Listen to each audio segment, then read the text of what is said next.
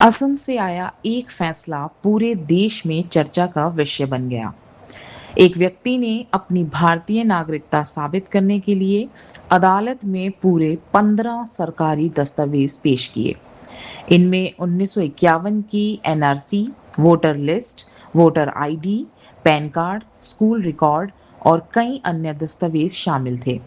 सामान्य तौर पर किसी को लगेगा कि इतने दस्तावेज होने के बाद मामला वहीं खत्म हो जाना चाहिए, लेकिन ऐसा नहीं हुआ। गुवाहाटी हाईकोर्ट ने फॉरेनर्स ट्रिब्यूनल के फैसले को बरकरार रखते हुए उस व्यक्ति को विदेशी घोषित किया। अब सबसे बड़ा सवाल यही है कि आखिर इतने दस्तावेज होने के बावजूद अदालत ने उन्हें पर्याप्त क्यों नहीं माना। क्या पैन कार्ड और वोटर आईडी अब नागरिकता का प्रमाण नहीं रहे, या फिर इस पूरे मामले के पीछे कानून की कोई ऐसी शर्त है जिसे आम लोग नहीं जानते। आज इस रिपोर्ट में हम अदालत के पूरे फैसले को आसान भाषा में समझेंगे। यह मामला असम के एक निवासी से जुड़ा है। फॉरेनर ट्रिब्यूनल ने उन्हें पहले ही विदेशी घोषित कर दिया था। उस फैसले को चुनौती देते हुए उसने गुवाहाटी हाईकोर्ट का दरवाजा खटखटाया। अपनी नागरिकता साबित करने के लिए उसने अदालत में कुल 15 अलग-अलग दस्तावेज पेश किए। इनमें 1951 का एनआरसी रिकॉर्ड, पुराने मतदाता सूची record, voter ID, pan card, school प्रमाण पत्र और अन्य सरकारी रिकॉर्ड शामिल थे। लेकिन अदालत ने इन सभी दस्तावेजों की गहराई से जांच की। यहीं पर पूरा मामला बदल गया। हाईकोर्ट ने कहा कि केवल दस्तावेजों की संख्या नागरिकता साबित नहीं करती।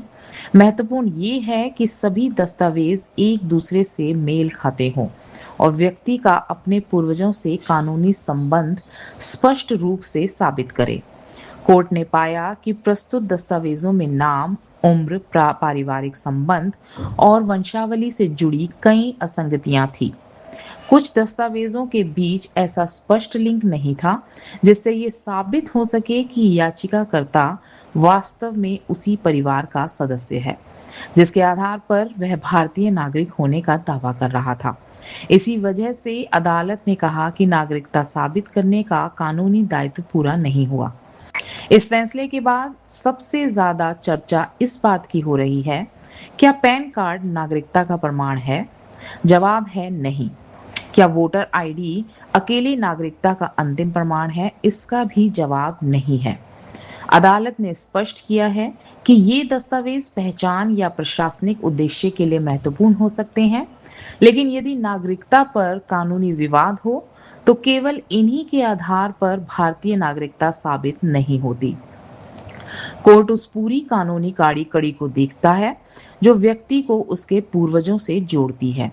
असम के ऐसे मामलों में अदालत और फॉरेनर ट्रिब्यूनल सामान्य रूप से ये देखते हैं कि क्या व्यक्ति अपने पूर्वजों का रिकॉर्ड 24 मार्च 1971 की निर्धारित कट ऑफ तारीख से पहले का दिखा सकता है। इसके बाद ये भी साबित करना होता है कि वर्तमान व्यक्ति का उन पूर्वजों से वास्तविक और वैध पारिवारिक संबंध है। यही कड़ी इस मामले में अदालत को पर्याप्त रूप से साबित होती हुई नहीं मिली। अदालत ने अपने फैसले में फॉरेनर्स एक्ट 1946 की धारा 9 का भी उल्लेख किया। इस धारा के अनुसार यदि किसी व्यक्ति की नागरिकता पर सवाल उठता है तो ये साबित करने की जिम्मेदारी उसी व्यक्ति की होती है कि वह भारतीय नागरिक है। हाईकोर्ट ने कहा है कि इस मामले में याचिकाकर्ता यह कानूनी दायित्व पूरा नहीं कर सका। इसी कारण फॉरेनर्स ट्रिब्यूनल का फैसला बरकरार रखा गया। क्या इस फैसले का मतलब है कि सभी पैन और वोटर आईडी बेकार हैं? बिल्कुल नहीं। ये समझना बेहद जरूरी है कि ये फैसला केवल इस विशेष मामले के तथ्यों और अदालत में पेश किए गए साक्ष्यों पर आधारित है। अदालत ने ये नहीं कहा कि एनआरसी, वोटर आईडी या पैन कार्ड अमान्य है। कोर्ट ने केवल इतना कहा कि इस मामले में पेश किए गए दस्तावेज नागरिकता साबित करने के लिए पर्याप्त और विश्वसनीय नहीं थे।